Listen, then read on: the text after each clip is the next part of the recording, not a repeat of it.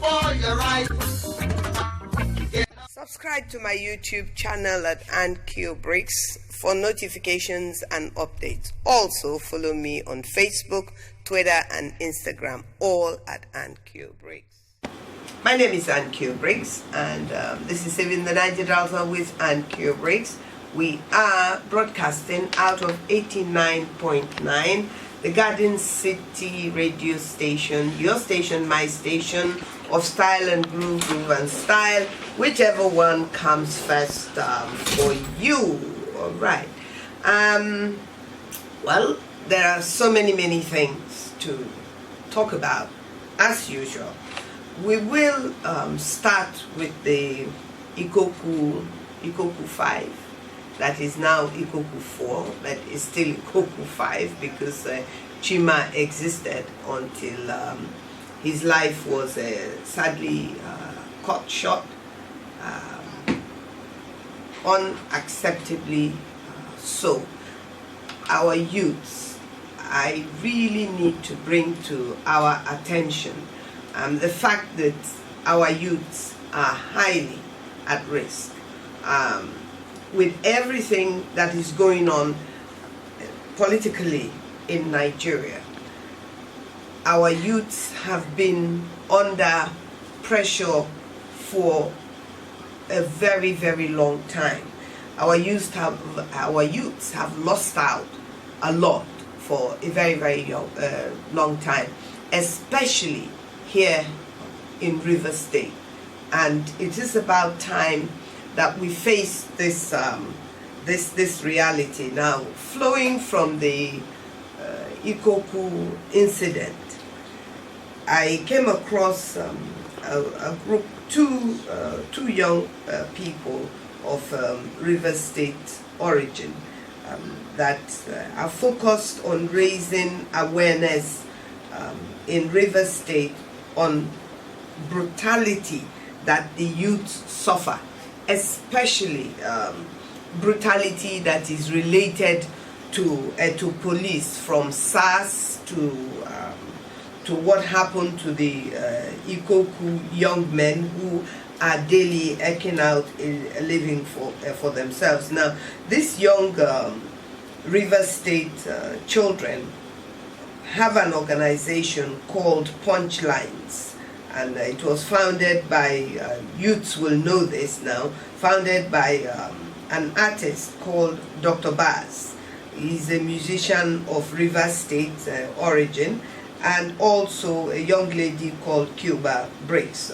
They use art, music and drama to raise awareness on issues affecting the youth of River State.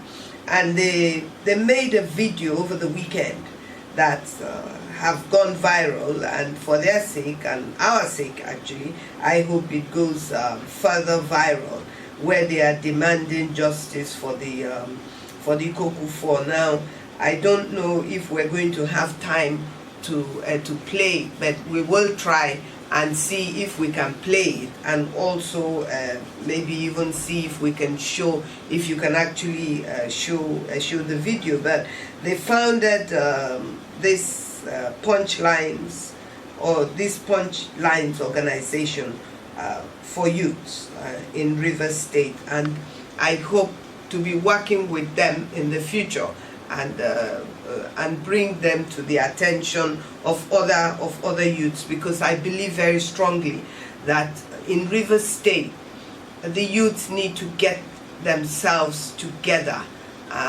It is sad that our youths in River State over a very long period of time, starting from the 90s, 1998, even going back when Abacha was the military ruler during the Ken Sarawiwa time, the abuse of the Ogoni people of the Rivers State youths. The youths have suffered a lot in the hands of the military, in the hands of the police that is actually meant to protect the youths. I believe that we must speak up now. Without political power, there will be no freedom. Without freedom, there will be no peace. Without power, freedom, and peace, I don't see a country. And if, as a people, we refuse to take responsibility and secure today for the youths, who we are will be erased as if we never existed as a people. So we need to help the youths. It is a responsibility that we owe the youths of Rivers State, whether they are educated, whether they've been to university, whether they've not been to university, whether they are graduates or not, whether they are doctors or not, whether they are vulcanizers or whatever they are youths of Rivers State. And as leaders, as elders, as traditional rulers, as politicians, we owe them a responsibility in this state to make sure that we are preparing a state for them and with them that they can take over, so that they will have a better tomorrow than we have had a better yesterday. And so there must be an improvement in the lives of the youths of Rivers State. The youths of Rivers State are not thugs and should not be seen as political thugs. These are the future of our country. This is the future of our state, of our community. And it is the responsibility of you that is listening to me and I that am talking, whether you are a youth hearing what I'm saying, or you are a businessman, or you are a politician, a traditional ruler, whatever you are, a mother, a father. What the youths of Rivers State are facing today is our responsibility to make sure that they have, that the youths of Rivers State have a much better tomorrow. The youths have a right to expect this from us. The governments have failed, both federal government, state government, and I believe that when we are small, if we are running our country based on federalism, based on Rivers State is a state that must take responsibility for Rivers State, we will be better off. Now, so much has happened over the week.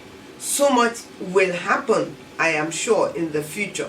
But if we look at the what happened to the young men of Ikoku, these are young men that went out to create a living for themselves, work at a living for themselves, and they never went back home. One died, the others were tortured. Torture is a crime against humanity.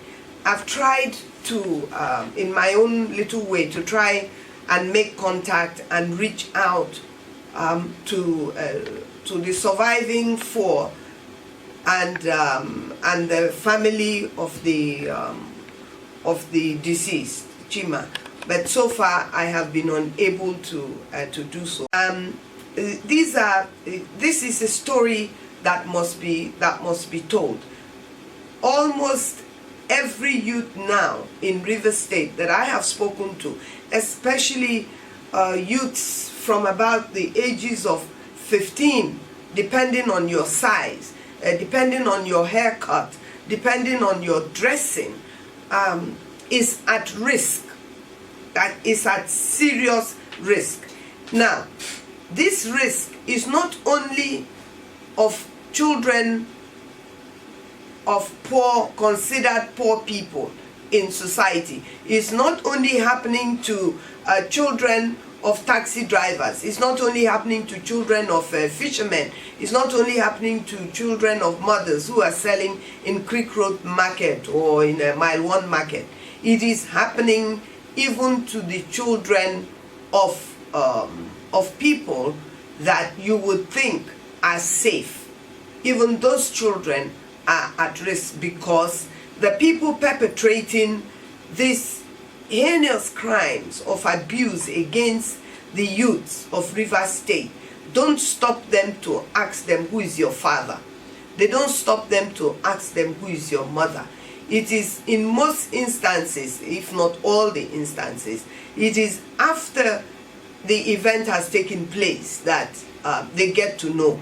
And I have become horrified at some of the stories that I have been told, where even the children of well-known businessmen, well-known politicians in Rivers State have had to very quickly rescue their children from the hands of police.